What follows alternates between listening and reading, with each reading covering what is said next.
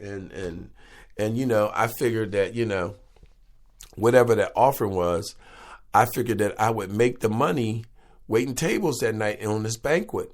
And I mean, listen, I'm so crazy. Let me tell you something.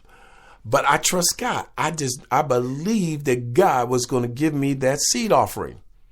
I don't know. It was like maybe 20. It was a different number. Maybe it was 27 or $28. Whatever it was a sacrificial seed offering that they were doing for this prayer covenant, right?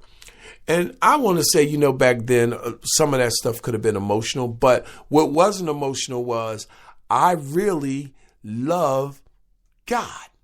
And my relationship was greater with God than it was outside of God, the people. See, so you could say something to me, all right? But if God moves me, it was God moved me. So my service and my intentions was not what the people said, but it's what God quickened in me. And it was to give unto what God was saying, being obedient, not necessarily to the prophet, to the apostle, to the revivalist, to the counselor, whoever they are. But it was unto God.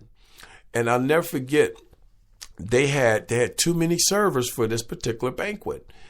And what I did was they needed volunteers to leave. Now, mind you, typically the way I was going to get this money for the service was work this night.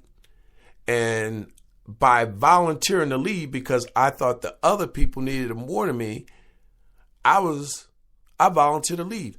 And before I left there, I was so crazy. They had some salmon. Right? With the whole head and everything. Listen, I went in there where that chef was and I looked in 2 or 3 fishes. You hear me? I did. Now, you may laugh at me, but I did. Why? Because I really believe God and I believe his word. When I came home, wasn't soon after that the Elder John and his wife came. And do you know that they gave us, for taking care of their children, the offering that I needed that night? And it wasn't because we took care of them, but what I want you to see, what my belief is, it was because I wanted to give the offering to God. And God knew it was my heart, and I had the faith in God to allow me to come across the seed to sow to him. I understood that I wanted God to give me something that I could give immediately back to him. Now, get that now. I wanted God to give me something that I could give back to him. So I'm going to trust you with this, Zari, but I'm going to trust you to give it back to me. I'm going to trust you with this, not for you to hold on to, not for you to admire, not for you to boast and brag, not for you to go and spend unwisely, but I'm going to trust you with this to give it back to me. And so I understood that whatever he gave me, I gave it back to him, which allowed him to continue to give to me, because whatever he gave me did not belong to me. It was a principle. In the book of Luke, chapter 16, starting at verse 10. Someone who is trustworthy in a small matter is also trustworthy in a large one. And someone who is dishonest in a small matter is also dishonest in a large one. So if you haven't been trustworthy in handling worldly wealth, who is going to trust you with the real thing? And if you haven't been trustworthy with what belongs to someone else, who will give you what ought to belong to you? No servant can be slave to 2 masters, for he will either hate the first and love the second, or scorn the second and be loyal to the first. You can't be a slave to both God and money. You can't. And that's what's going on.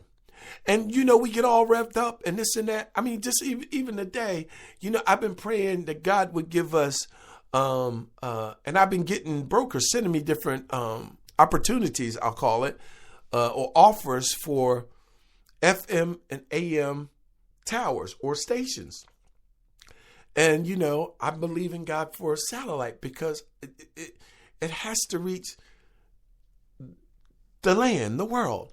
And not only that, to be able to connect that where the angels of the Lord are invoked. And there are places where they don't have internet and smartphones and iPads and all that stuff, all the things that you have access to in the villages. And I mean, I want to build up a realm that the angels are dispatched and go and minister even in those areas.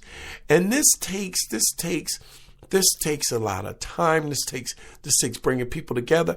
But I have to realize it's not for me, but it's for who? It's for God. It's for God. It's for God. And so you getting up there and telling me that God blessed you with a $500,000 car, it doesn't impress me. Why would that impress me that God bless you with a $5,000 car? It's just like we got this new company that we started. Everybody help somebody.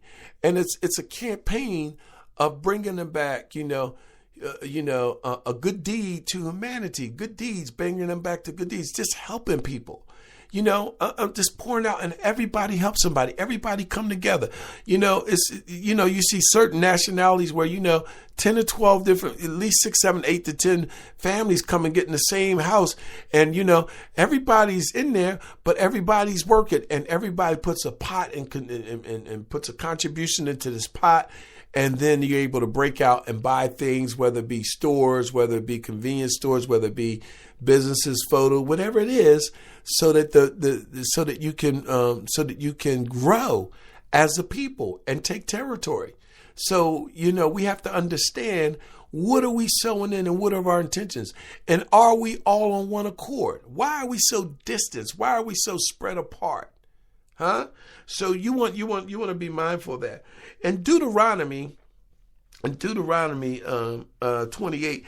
And what I'm saying is I believe it to me.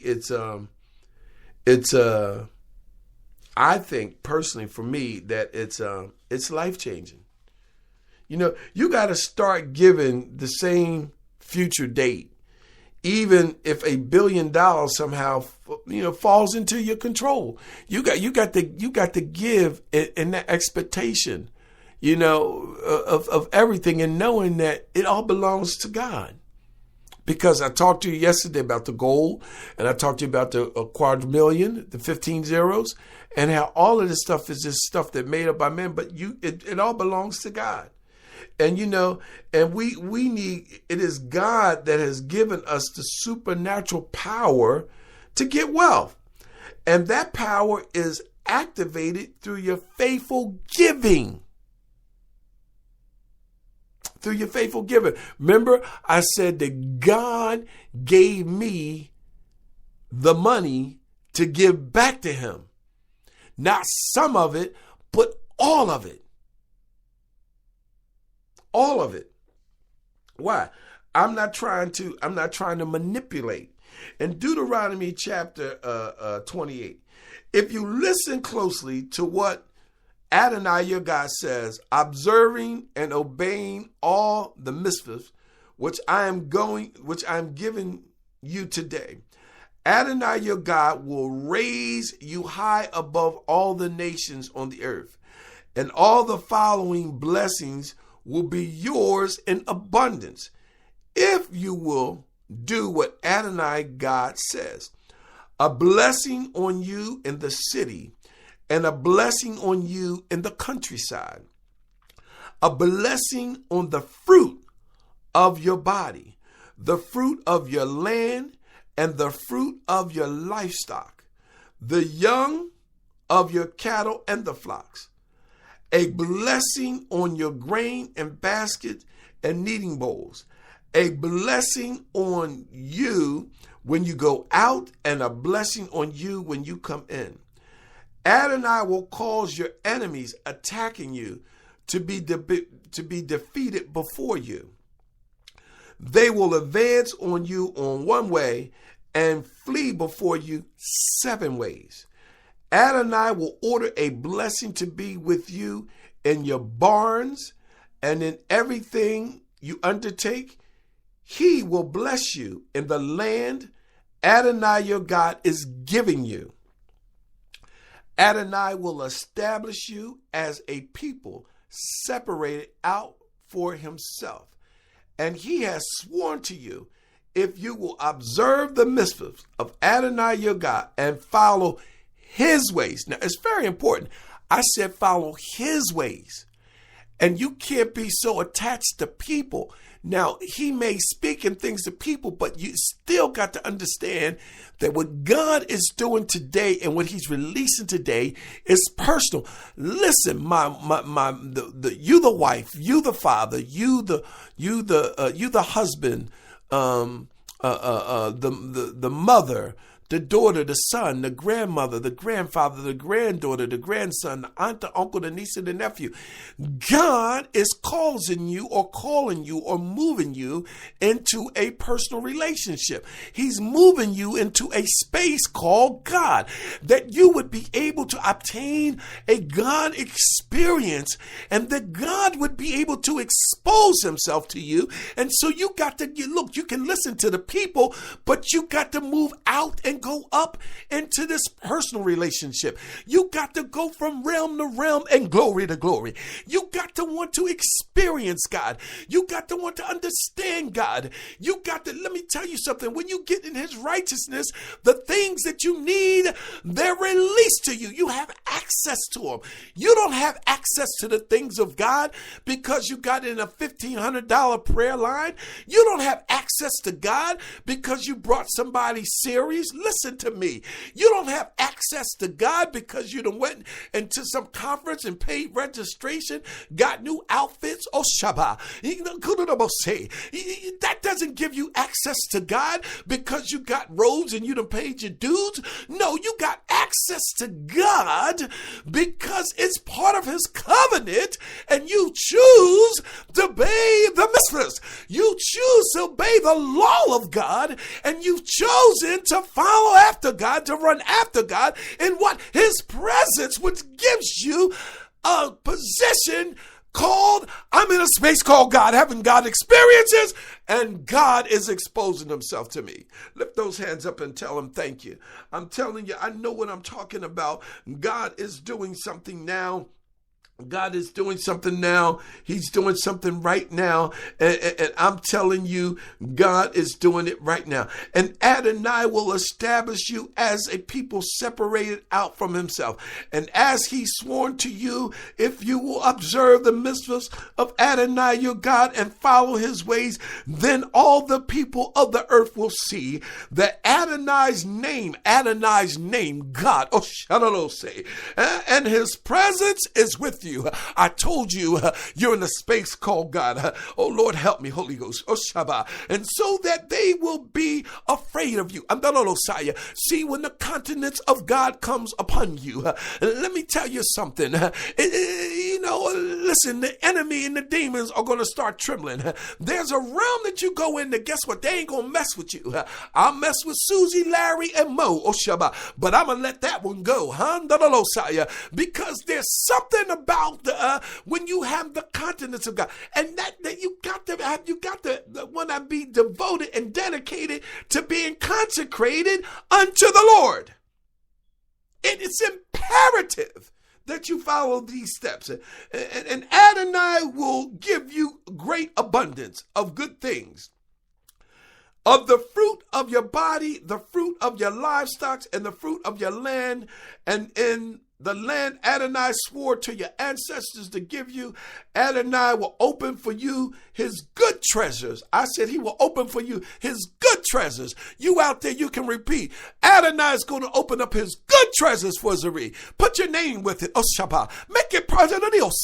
Make it personal because this thing is personal. Adonai is going to open up his good treasures for Zari. Adonai is going to open up his good treasures for Voices of Right. Adonai is going to open up his good treasures for I Won't Miss Live radio station.